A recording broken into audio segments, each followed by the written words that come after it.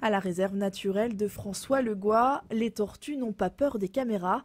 Au contraire, elles auraient plutôt tendance à poser pour les objectifs. Elles ne sont pas moins de 2000 à vivre paisiblement dans cet espace de 19 hectares. Ici, au cœur du canyon Tillel, les visiteurs sont entourés de colonies de tortues géantes. Impressionnant aux premiers abords, le reptile est plus curieux que méchant. En 1961, l'île Rodrigue comptait des centaines de milliers de tortues. Aujourd'hui, elles ont toutes disparu. D'après les écrits, en 1734, Rodrigue comptait encore 300 000 de ces tortues. Et ensuite, en 1736, la Compagnie de l'Ordonnée est devenue gouverneur de Maurice, ce qu'il a fait. Il a envoyé des hommes ici pour capturer nos tortues. Et là, il les a emmenés dans les Mascareignes, Réunion et Maurice pour nourrir les autres qui étaient en proie de la disette. En même temps, il y avait aussi une maladie sensible, c'était une déficience de vitamine C.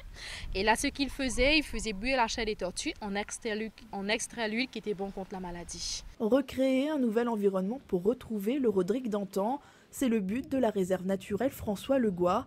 La tortue géante de Rodrigue a disparu. Dans le parc, c'est donc l'éléphantine des Seychelles et la radiata de Madagascar qui évoluent dans le cadre magnifique. La réserve offre également une merveille de la nature cachée sous la terre. La grande caverne est impressionnante, longue de 500 mètres. Elle offre des spectacles inattendus. Il y a eu un mélange de dioxyde de carbone dans l'eau de pluie et le bicarbonate de calcium dans le calcaire. Et quand tous deux s'est fait un mélange, c'est là qu'on a eu les formations du haut qu'on appelle le stalactite. Et dans le stalactite, bien sûr, il y a l'eau de pluie qui continue à s'infiltrer. Alors au fur et à mesure qu'on l'eau s'infiltre, ça tombe goutte par goutte.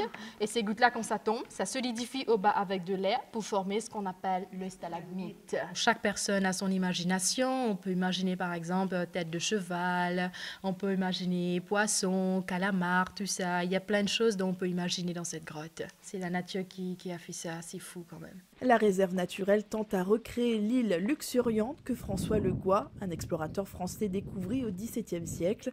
145 000 arbres indigènes et endémiques ont été plantés au cœur du parc. Dans ses récits, l'homme parlait des tortues de l'île Rodrigue. Il disait ainsi pouvoir faire 100 pas sur leur carapace tellement elles étaient nombreuses. Le rêve des guides, retrouver ces milliers de tortues au sein de leur réserve.